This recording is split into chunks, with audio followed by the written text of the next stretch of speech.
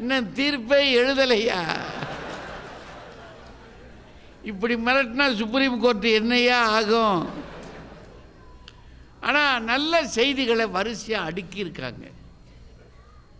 1-2 செய்தியாக சொல்லியிருக்காங்க. எத்தனை இழந்திருக்கிறோம் தெரியுமா? அதில் கொலஸ்ட்ரால் கொட்டி கிடக்குதான். அவ்வளோ தூரத்துக்கு உடம்பு வீங்கி போயிருக்கு. அதை சரி கட்டுறதுக்கு இலைய தின்னு இப்போ மேன்றாங்களாம்.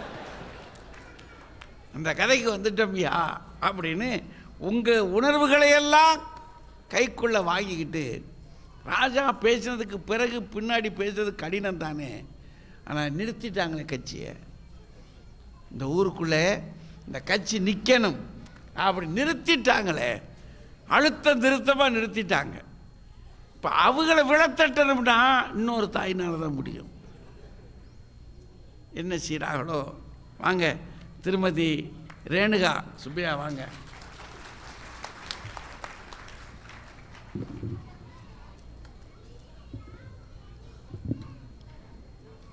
இவ்வளவு காலம் தாய் மண்ணில் இருந்தாலும் காலம் கடந்தாவது திரைக்கடலோடி திரவியம் தேட வந்த எங்கள் அன்பு நட்பு என்னும் திரவியம் தேட வந்த நடுவர் உள்ளிட்டோர் அவையை மகிழ்வோடு வணங்குகிறேன். ஆமைக்கறி சமையல் குறிப்போடு இவ்வளோ நேரம் புலம்பிட்டு போனாங்களே இந்த அம்மா மைத்திலி, இவங்களை எனக்கு 10 வருஷமா தெரியுங்க. என்னவா இவங்க தான் இப்ப சொல்லி கொடுத்துருக்காங்க. ஒருவேளை இனிமே அதை ட்ரை பண்ணாலும் பண்ணலாம்.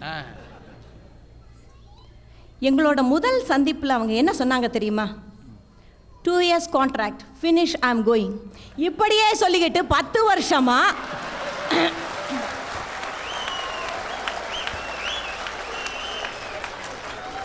கான்ட்ராக்ட் முடியும் போதெல்லாம் கஷ்டப்பட்டு அதை ரெனியூ பண்ணிட்டு தான் ஊருக்கே போயிட்டு வந்துகிட்டு இருக்கு இந்த அம்மா.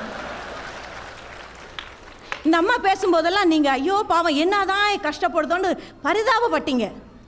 இப்போ தீர்வு ஒரே இது நான் சொல்கிறேங்க.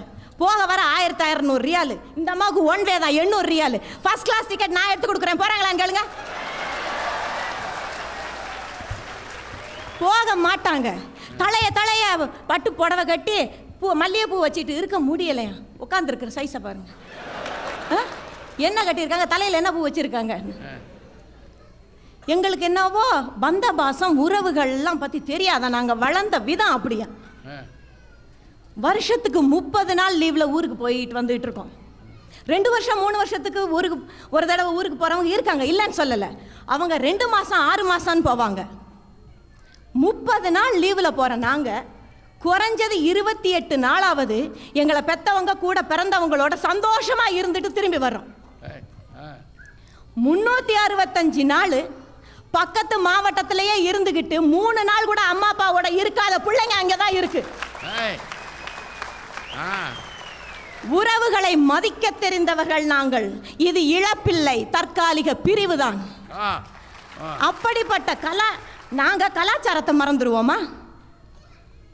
கோயில்கள், பூஜைகள், பஜனைகள்னு நம்ம ஊரோட நல்லாவே மலேசியா, அமெரிக்கா, ஐரோப்பா, பஹ்ரைன் நல்லாவே நடத்திக்கிட்டு வர்றோமே. நாங்கள் பண்டிகைகள் கொண்டாடுறதுக்கு அழகு இருக்கே. ஜாதி, மொழி, மதம் வேறுபாடே இல்லாமல் ஒருத்தருக்கு ஒருத்தர் விருந்து வச்சுக்கிட்டு பண்டிகைகள் கொண்டாடுறோம். எங்கள் பிள்ளைகளுக்கு தீபாவளியும் ஒன்று தான், ஈதும் ஒன்று தான். வெஜிடபிள் பிரியாணி தான் தீபாவளி, கோழி பிரியாணி தான் ஈது.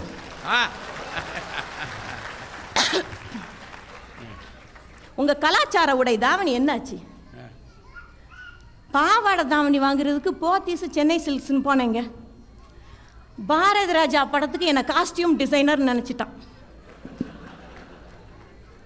போத்தீஸில் கிடைக்காத பாவாடை தாவணி பத்தாவில் கிடைக்குது. இப்படியே நிலமை போச்சுன்னு வச்சுக்கோங்க. பாவாடை தாவணின்னா என்னடான்னு ஒருத்தன் இன்னொரு நாளைக்கு கேட்பான் பின்னாடி வரவன். வெளிநாட்டு தமிழ் பெண்டீர் உடுத்தும் உடை தாவணின்னு ப்ரொஃபஸர் ரிசர்ச் பண்ணியிருக்காருடான்னு சொல்ல போகிறாங்க. தாய்மொழி வாழுது, அங்கே வாழுது வாழுது வாழுது வாழலை. கோயம்பேடுக்கு கீரை மட்டும் வாங்க போயிட்டு வந்துருங்க போதும். என்னம்மா எப்படி கீரைன்னு கேளுங்க. நான் நல்லா தான் கீறேன், நீ எப்படி கீறேன்பா.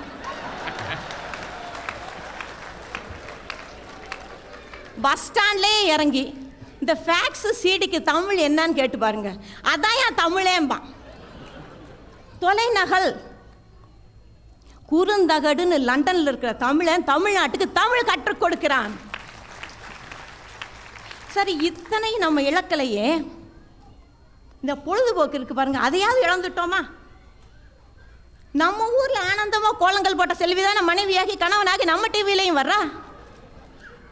100 நாள் கொண்டாடின சந்திரமுகிய படுத்துக்கிட்டு நடந்துக்கிட்டு சாப்பிட்டுக்கிட்டு புள்ளி ஒரு கோடு இல்லாம தெளிவா பார்த்தோமே, அது உங்களுக்கு இழப்பா? நாங்க எங்கெங்க குதிச்சு திண்டாடி இருக்கோம். சொல்லுங்க நடுவர் அவர்களே, எப்படியெல்லாம் டிக்கெட்டுக்கு கஷ்டப்பட்டு அதுவும் 3 மணி நேரம் இப்படியே தான் உட்காந்துருக்கோம். விசில் அடிச்சாலும் அதை நிப்பாட்ட முடியாது. வீட்டில் 10 பேர் உட்காந்து பார்த்தா போலீஸ்காரன் வந்துடுறான், தட்டை கூடுறான், நாங்க பார்க்கணும்னு. சரி, அறிந்தோ அறியாமலோ சொல்லாமலே மும்பை எக்ஸ்பிரஸ்ல பிரிய சகி சச்சினோட போயிட்டதால தொட்டி ஜெயானன்னு அந்நியன் ஆயிட்டானா? எதை இழந்தீங்க நீங்க?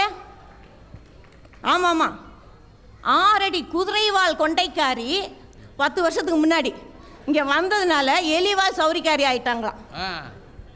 நடுவர் அவர்களே, நீங்கள் எங்கே வசிக்கிறீர்கள்? நானா?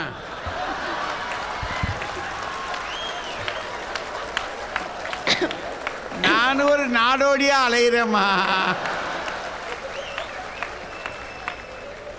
இங்க வந்ததுனால மட்டும்தான் எலிவாலாச்சின்னு சொன்னாங்க. அதனால தான் உங்களை பார்க்காம சொல்லியிருப்பாங்கன்னு நினைக்கிறேன். ஓ, என்னையே சொல்றீங்களா? ஆமாம், எனக்கு இருந்த கூந்தல்.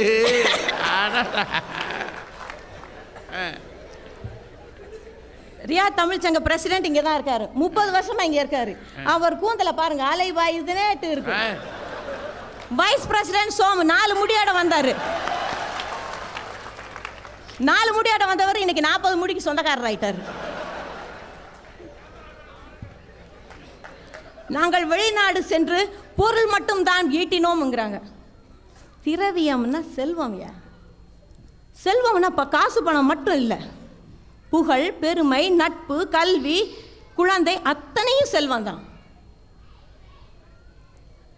சுயநலத்தோடு இல்லாமல் கொஞ்சம் பொதுநல நோக்கோட நாட்டையும் பாருங்க. எங்க தான் வீட்டு 10 பாத்திரத்தை தைக்கிறதே இந்த மாதிரி தரக்குறவா நினைச்சது, இது எங்க நாட்டை பார்க்க போகுது?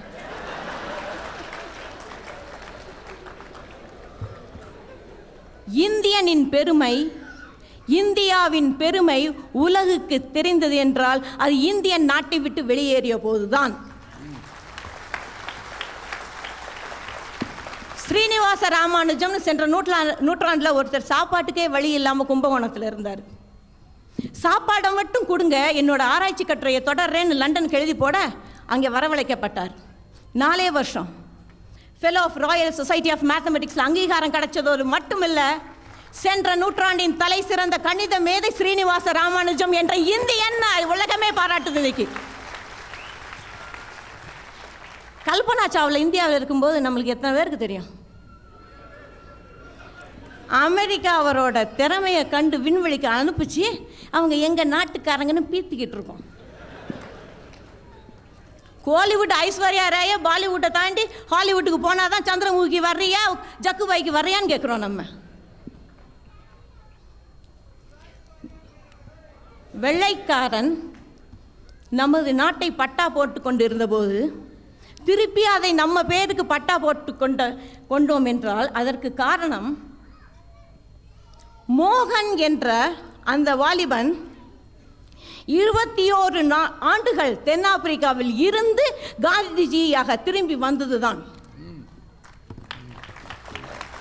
இதெல்லாம் நாங்க பார்க்காத உதாரணம் சொன்னீங்கன்னா, இங்கே கம்பீரமாக வீட்டு இருக்கிறாரே நமது தூதுவர், அவர் திரைக்கடலோடி வந்ததனால தான் சிதறி கிடந்த தமிழ் சங்கங்கள் ஒன்று சேர்ந்து கவி பேரரசை கண்ட நாம் ஐயாவையும் கண்டிருக்கிறோம். நாம யாரு? NRI, brand ambassadors of Indian face. நம்மளால் வர லாபங்களை கணக்கிட்டு தான் அரசாங்கமே ஐயா சொன்ன மாதிரி பேங்க்குக்கு போனால் நம்மளுக்கு என்ன மதிப்பு, அரசாங்கம் சலுகைகள் கொடுத்து வெளிநாட்டில் போய் பொருளை சேருங்கயான்னு நம்மளை ஊக்குவிக்குது. உலகமே இன்றைக்கி குளோபல் வில்லேஜ்னு போய்கிட்டு இருக்கும்போது தப்பாக ஏபிசிடி படிச்சுட்டு வந்திருக்காங்க இந்த அம்மா. அதுக்கப்புறம் EFGH இருக்கு, அதை மட்டும் மறந்துட்டாங்க. Every foreign quire honours India, அதை படிங்க. இங்கே எத்தனையோ இஸ்லாம் சகோதர சகோதரிகள் இருக்கீங்க. 5வது கடமையான ஹஜ் எவ்வளவு புனிதமானது, மகத்துவம் நிறைந்தது. அதை தன் வாழ்நாளில் அந்த கடமையை செய்ய முடியாமல் எத்தனையோ பேர் இந்தியாவில் தவிக்கும் பொழுது கையில் காசும் கொடுத்து ஃப்ரீயாக செய்கிறதுக்கு இறைவன் அருள் புரிந்திருக்கானா? அது ஒன்று போதாதா உங்களுக்கு? வேற என்ன வேணும் வாழ்க்கையில்? அது இல்லை, இழந்தோம் 10 இழந்தோம் 7 இழந்தோம் 8 இழந்தோம் என்னவோ எல்லாம் சொல்லிட்டு போனாங்க. ஒரு 8 7 சொன்னாங்க, கூட 2 சேர்த்துக்கோங்க. ஏன்னா பணம் பத்தும் செய்யும், பாதாளம் வரை பாயும். இங்க யாரும் நம்மளை கையை காட்டினது ஆட்சி. ஆமாம்மா, அதுதான் கச்சதேவயானி. அது ஒரே பணத்தால் எல்லாத்தையும் முடிச்சிடலாங்க. தனித்தனியாக இழப்பதான் வேண்டாம். லட்சியங்களை நோக்கி நாம் செல்லும் போது வழியில் ஏற்படும் வழிகள் தடைகள் பெரிதில்லை. ஒரு உண்மை சம்பவம் சொல்கிறேன். இவங்கெல்லாம் கதை தான் விட்டுருவாங்க, நான் உண்மை சம்பவம் சொல்கிறேன். 1947ஆம் ஆண்டு இந்தியா பாகிஸ்தான் பிரிஞ்ச நேரம், பாகிஸ்தான்லேருந்து உயிருக்கு பயந்து இந்தியாவுக்கும், இந்தியாவிலேருந்து உயிருக்கு பயந்து பாகிஸ்தானுக்கும் போய்கிட்டு இருக்காங்க. அப்படி அதில் ஒரு குடும்பம் பாகிஸ்தான்லேருந்து இந்தியாவுக்கு போய்கிட்டு இருக்கு. ஒரு வயதான தாய், மகன், மருமகள், 6 மாத பிஞ்சு குழந்தை. பாதி வழியிலே அம்மாவால் முடியலை, அந்த கிழவியால் முடியலை. எப்பா இதுக்கு மேலே என்னால் முடியாது, நான் கொஞ்சம் தூரம் நடந்தால் செத்துடுவேன், நான் இங்கேயே செத்துடுறேன், நீங்களா தப்பிச்சு போங்கன்ட்டான். உயிருக்கு பயந்து போராடும் பொழுது மகனுக்கு சுயநலவு சரியாக இல்லை, அம்மா இருக்கிறேங்கிறாலே சரி இருன்ட்டு போயிட்டான். மருமகள் பார்த்தாள், கையில் இருக்க குழந்தையும் தூக்கி கிளவி கையில் கொடுத்துட்டான். இதை தூக்கிட்டு என்னால் போக முடியாது, இதை நீயே வச்சுக்கன்னு போயிட்டான். இந்திய எல்லையை அடைந்த போது தான் சுயநினைவு நல்லா வருது அவனுக்கு. ஐயோ அம்மாவை விட்டதும் இல்லாமல் பிள்ளை இல்லவ கொடுத்துட்டு வந்துட்டான், நீ எல்லாம் ஒரு தாயா, உனக்கு தாய்மை இல்லையான்னு திட்டுறான். எனக்கு மட்டும் தாய்மை இல்லாமல் இல்லை, உங்கள் அம்மாவுக்கும் இருக்குது, இப்போ குழந்தையோட வந்துடுவா அப்படின்ட்டான்.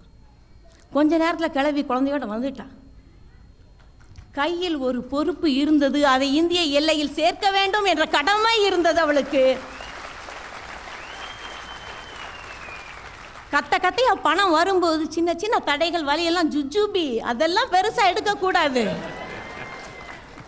நம்ம இங்கே யாரோட கட்டாயத்திலும் இல்லை, நாளைக்கே போகணுமா எக்ஸிட் கொடுத்துட்டு போயிட்டே இருக்க வேண்டியதான். இதுக்கு பேர் பட்டினி இல்லை, விரதம். அப்படி விரதம் இருந்துக்கிட்டு காலையில் பலகாரம் சாப்பிடல, மத்தியானம் சோறு சாப்பிடல, சாயந்தரம் பஜ்ஜி சாப்பிடல, டீ சாப்பிடலன்னு சொன்னா அது பாவம். அப்படியெல்லாம் செய்யாதீர்கள் என்று வேண்டுகோள் விடுத்து, திரைக்கடலோடி திரவியம் தேடியதில் நாங்கள் பெற்றதுவே அதிகம் என்று ஒரு தடவை சொல்லி, நான் ஒரு தடவை சொன்னா இல்லை, ஒரே தடவை சொன்ன மாதிரி உண்மை என்றும் ஒரு தடவை தான் சொல்லப்படும். பொய்யாக்கும் நோக்கத்துடன் சொல்லப்படும் பொய்கள் வேண்டுமானால் 100 தடவை சொல்லப்படட்டும், நாங்கள் உண்மையை பேசுவோம், ஒரு தடவை தான் சொல்வோம். நன்றி, வணக்கம்.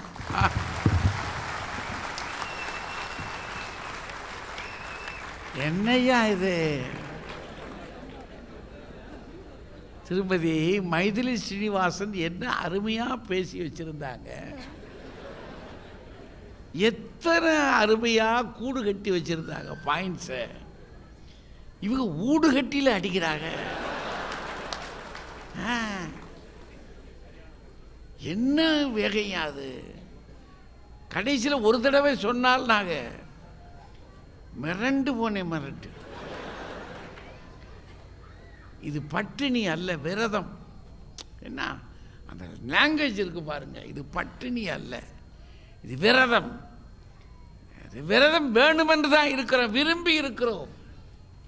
அதை விட அந்த பாகிஸ்தான் புறப்பட்டு வந்து இந்த குடும்ப கதை இருக்கு பாருங்க, உண்மை கதை. அது எவ்வளோ உருக்கமான கதை பாருங்க. அதில் எவ்வளோ விஷயங்கள் அடங்கியிருக்கு பார்த்தீங்களா?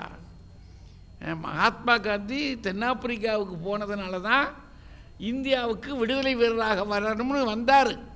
நடந்துச்சு காரியம். இன்னொரு இடத்துக்கு போன பிற்பாடு தான் இந்த எக்ஸ்போஷர் கிடைச்சிருக்கு. நமக்கு அது கிடைக்கணும். என்னையா சிந்தனைகள் இப்படிலாம் சிந்திக்கலாம்னு இருக்கு. இப்போ போட்டு ரொம்ப சிரமம். தீர்ப்பு லேசில் சொல்ல முடியாது.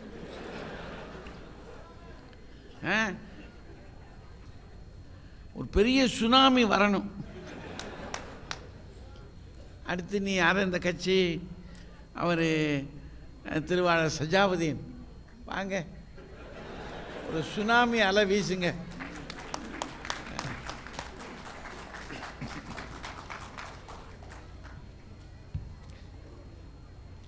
தொலைக்காட்சியில் மட்டுமே நாம் கண்டுகளித்த இந்த நட்சத்திர நிகழ்ச்சியை நம் கண்முன்னே காண முதல் முக்கிய காரணமாயிருந்த நம் தூதுவர் திரு MOH ஃபரூக் ஐயா அவர்களை இந்த மன்றத்தில் இருக்கும் ஒவ்வொரு இந்தியனின் சார்பாக என்னுடைய நன்றியை தெரிவித்துக் கொள்கிறேன்.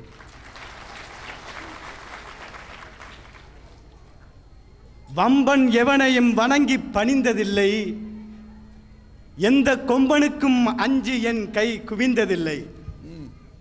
சிம்புட் பறவையே சிறகை விரி, செந்தமிழை சீர்தூக்கி வளர்ப்பவன் என்பதால் உன் சிறகுகளை போற்றுகிறேன். நீர் வாழ்க.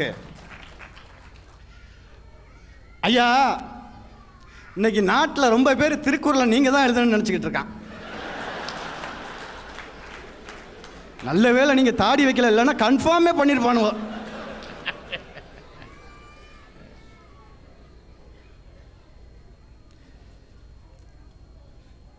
இங்கே ரேணுகா மேடம் சொல்லிட்டு போனாங்க, எங்கள் president Jayaseelan, vice president Somu அவர்கள்லாம் 25 வருஷமாக இருக்கிறாங்க. எதையாவது இழந்திருந்தா அவங்க 25 வருஷமாக இங்கே இருப்பாங்கன்னு கேட்டாங்க. அம்மா, அவங்க இழந்ததை பெறுறதுக்கு தான் இங்கே உட்காந்துக்கிட்டு இருக்காங்க 24 வருஷமாக. அப்புறம் காந்தியை பற்றி சொன்னாங்க. வெளிநாட்டுக்கு போனதுனால தான் புகழ் பரப்பி பெருமையோட பொருளோடு வந்தார்னு. அம்மா, போகிறப்ப கோட்டு சூட்டோட போனவர் வர்றப்ப கோமணத்தோடு வந்தார்.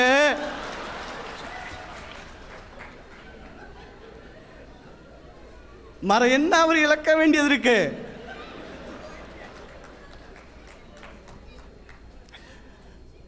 ஐயா அவர்களே, இங்கே சவுதியோட சூழ்நிலையை சுருக்கமாக கண்ணதாசன் ஸ்டைலில் சொல்லணும்னா, சென்றவனை கேட்டால் வந்து விடு என்பான், வந்தவனை கேட்டால் சென்று விடு என்பான்.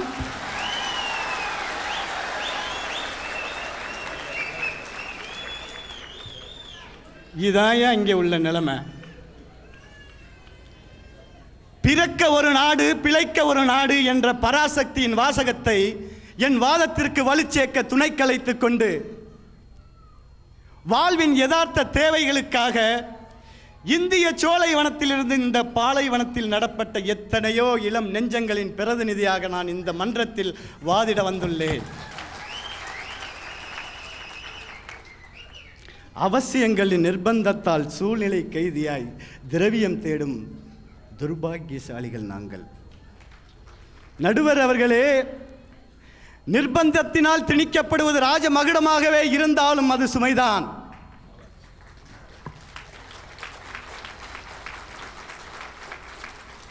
தான் விரும்பி பெறுவதோ விஷமாக இருந்தாலும் அது அமிர்தம். ரேணுகா மேடம் சொல்லிட்டு போனாங்க,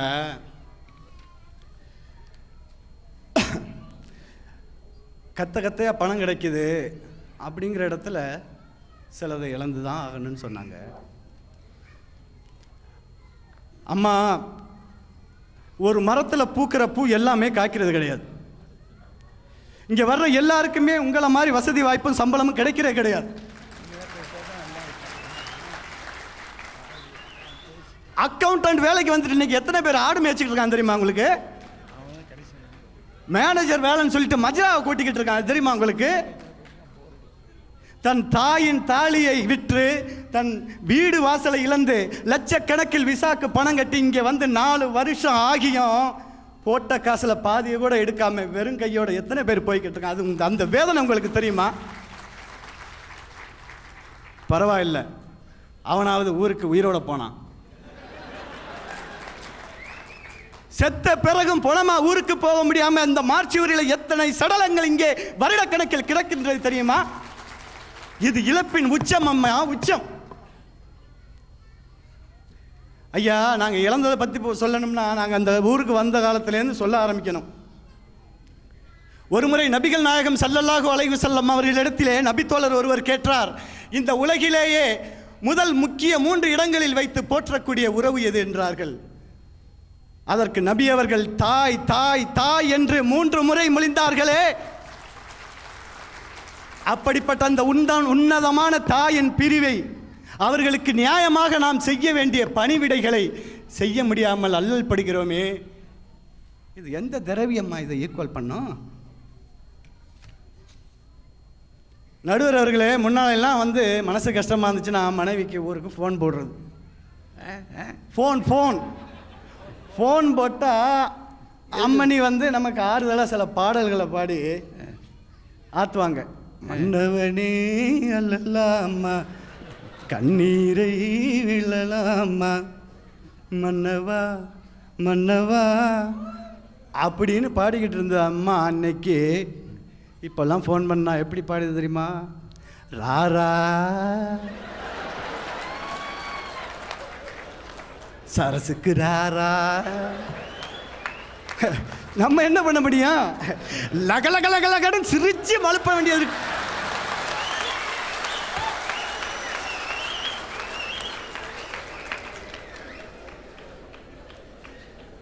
அதுக்கப்புறம் அந்த அம்மா சூடாயே ஒட்டகத்தை கட்டிக்கோ கட்டியாக ஒட்டிக்கோன்னு போனை சட்டுன்னு வச்சுவிடும். ஐயா, இந்த நாட்டில் இழக்கிற ஒவ்வொரு இழப்புக்கும் காம்பன்சேஷன், இன்சூரன்ஸ் என்று எத்தனையோ வகை இழப்பீடுகள் உள்ளன. நாங்கள் ஒவ்வொரு நாளும் இழக்கும் இந்த இளமையை எந்த இன்சூரன்ஸ் கம்பெனி திருப்பி தரும்? இங்கே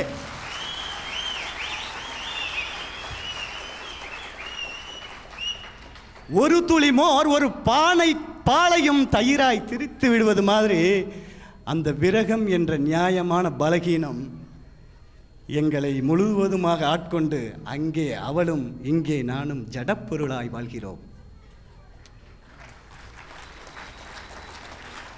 ஐயா, நீங்கள்லாம் ஊரில் இருக்கிறவங்க, ஊர்லேருந்து வந்திருக்கீங்க 3 பேர். நீங்கள்லாம் வருஷத்துக்கு 365 நாள் உயிரோட வாழ்கிறவங்க. ஆனால் நாங்களோ, இங்கே இருக்க நாங்களோ வருஷத்துக்கு வெக்கேஷன் என்ற பெயரில் வெறும் 30 நாட்கள் மட்டுமே உயிருடன் வாழ்கிறோம். நாங்கள்லாம் ஒரு வகையில் பாக்கியம் செஞ்சவங்க. இந்த மன்றத்தில் இருக்க எத்தனையோ என் சகோதரர்கள் 2 ஆண்டுகளுக்கு ஒரு முறை, 3 ஆண்டுகளுக்கு ஒரு முறை வெறும் 30 நாட்கள் மட்டுமே உயிருடன் இருந்துவிட்டு வருகிறான். சரி, அப்படி ஒரு வழியாக போராடி 2 வருஷம் 3 வருஷம் கழித்து அந்த வெக்கேஷன் அப்ரூவலையும் வாங்கிட்டு அப்படி ஜாலியாக ஊருக்கு போய் முதல்ல அந்த மனைவியை ஒரு 1000 வாட்ஸ் மின்சாரம் எஃபெக்டில் ஒரு ரொமான்ஸ் பார்வையை கொடுத்தா அப்படி பார்த்தா அவளோட ரெஸ்பான்ஸ் எப்படி இருக்குது தெரியுமா? உன்னை எங்கேயோ பார்த்தா மாதிரி இருக்குதே, உன் ஜாடையில் என்கிட்ட ஒரு குழந்தை கூட இருக்குதே அப்படின்னு ஒரு நக்கல் பார்வை பாப்பா பாருங்க. ஐயா, அதாவது பரவாயில்ல, தவணை முறையில் தாம்பத்தியம் நடத்துகிறாயே, நீ கணவனா இல்லை கஞ்சனா? பணம் என்னும் வைப்பாட்டி இன்னும் உனக்கு சலிக்கவில்லையா?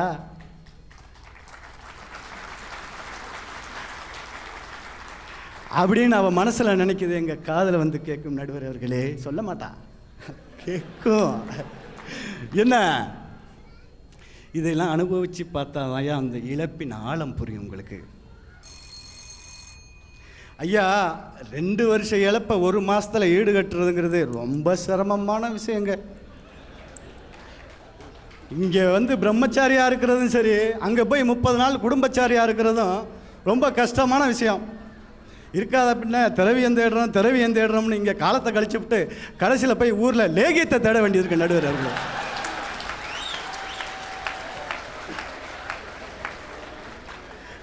லேகியத்தை பற்றி மதுரைக்காரங்களுக்கு சொல்ல தேவையில்லை. ஐயா, முன்னாலாம் ஊரில் அந்த மல்லிகைப்பூ மாதிரி இருக்க மங்கையை கூட பார்த்து மயங்காத மனசு இங்கே இந்த ஊமத்தம்பூவை பார்த்தாலே ஊசலாடுது நடுவர் அவர்கள். கரன்சி என்ற மாயமானை தேடி வந்த நவீன ராமர்கள் நாங்கள், எங்கள் சீதைகளோ மிதிலையின் சிறைகளில் கண்ணீருடன். குழலினிது யாழினிது என்பர் தம்மக்கள் மழலைச்சல் கேளாதோர் என்று திருவள்ளுவர் சொல்லி கேட்டிருக்கோம். ஐயா, நீங்கள் அதை டிவியில் சொல்லியும் கேட்டிருக்கோம். ஆனால் ஒரு முறை கூட நேரில் கேட்டதில்லை ஐயா, நேரில் கேட்டதில்லையே. கல்யாணம் பண்ணி 15 நாள் அவசர கதியில் வாழ்க்கையை வாழ்ந்துட்டு இங்கே வந்து திரவியம் தேடும், வாழ்க்கைக்கு தேவையான திரவியம் தேடும் நிர்பந்தத்தால் 2 ஆண்டுகள் 3 ஆண்டுகள் கழித்து அவன் ஊருக்கு செல்கிறான். ஊருக்கு சென்றதோட தான் ஆசையாக பெத்த புள்ள தன்னை அப்பாண்டு முதல்ல அந்த கூப்பிட போகிற அந்த குரலை கேட்குறதுக்காக ஆவலோடு பார்த்து நிற்கிறான். அப்போ அந்த புள்ள அந்த அம்மாவை பார்த்து, அம்மா யார் இந்த மாமா? நடுவர்களுக்கு ஏதாவது பரவாயில்ல, சில பேருக்கு யார் இந்த தத்தானு கேட்ட அனுபவம்லாம் இருக்குது. பின்ன இருக்காதா? வர்றப்ப ரோமியா மாதிரி கருன்னு முடியை வச்சுக்கிட்டு கருப்பாக வர்ற நம்ம போகிறப்ப சேமியா மாதிரி விளவிலேன்னு போனால் கேட்க தான் செய்வான். சரி பிள்ளைய விடுங்க, சரி பெத்த அப்பனை போய் ஒரு விசிட்டு கொடுக்கலான்னா அவர் போய் அவர் ரூமுக்கு கதை திறந்தோட அவர் நம்ம டைலாம் அடித்து சேவையெல்லாம் பண்ணி சும்மா விஜய் மாதிரி உட்காந்துட்டு இருக்காரு. நம்மளை அப்படி இறங்க பார்த்துட்டு எங்கள் அப்பனை பார்த்த மாதிரியே இருக்குடா அப்படின்ட்டார்.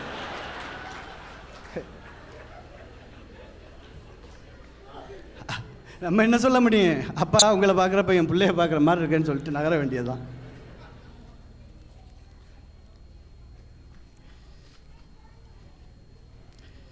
சரி, உறவுகளை இழந்தோம், உரிமைகளாவது மிஞ்சினுச்சா இல்லை மரியாதையாவது மிஞ்சினுச்சா? பரமசிவன் கழுத்தில் இருந்த பாம்பு கேட்டது, கருடா சௌக்கியமா? யாரும் இருக்கும் இடத்தில் இருந்து கொண்டால் எல்லாம் சௌக்கியமே. இது கருடான் சொன்னது. இதில் அர்த்தம் உள்ளது. தான் பரமசிவன் கழுத்தில் இருக்கிறவங்கிற எகத்தாளத்தில் அந்த பாம்பு கருடனை பார்த்து, கருடா சௌக்கியமான நக்கல் அடிச்சிச்சு. அதே பாம்பு அந்த சாமி கழுத்தில் இல்லாமல் தான் இருக்கார். அந்த சாமி இவர் கழுத்தில் உட்காந்து நக்கல் அடிச்சிருந்துச்சுன்னா அந்த பாம்பை மட்டும் இல்லை, கருடன் பாம்புக்கு தோல் கொடுத்த இந்த சாமியை போட்டு தள்ளியிருப்பான். தான் இருக்கும் இடம் தன் தாய் மண்ணு தான் தனக்கு மரியாதை தேடித்தரும் இடம் என்பதை இவர்கள் ஒத்துக்கொள்ள வேண்டாம். இவர்கள் தெருக்களில் நடக்கும் பொழுது இவர்கள் மீது எரியப்படும் அந்த பெப்சி டப்பாக்களுக்கும் அழுகிய தக்காளிகளுக்கும் வாயிருந்தால் இந்த மன்றத்தில் வந்து சாட்சி சொல்லும்.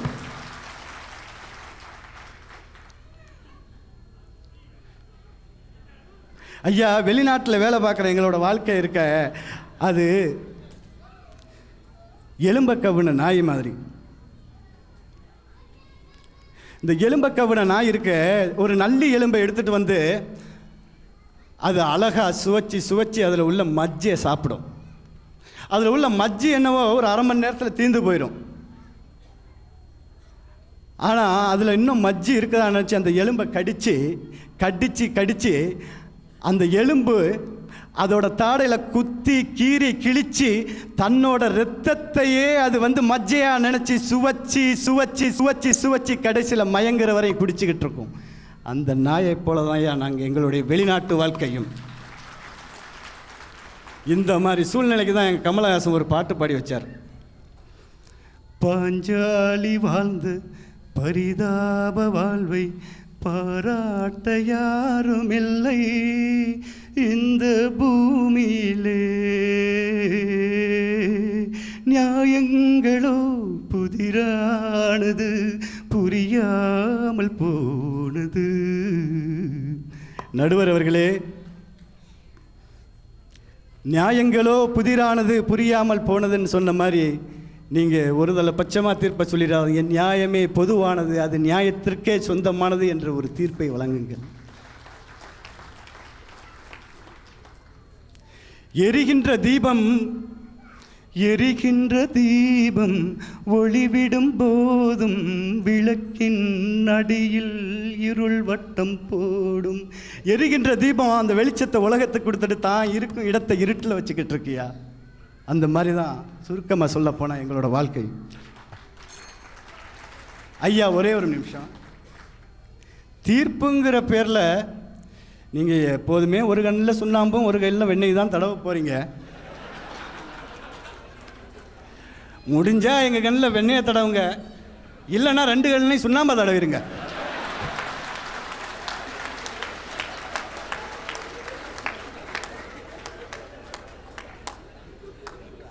அப்போ நாளைக்கு சந்திப்போமா? நன்றி, வணக்கம்.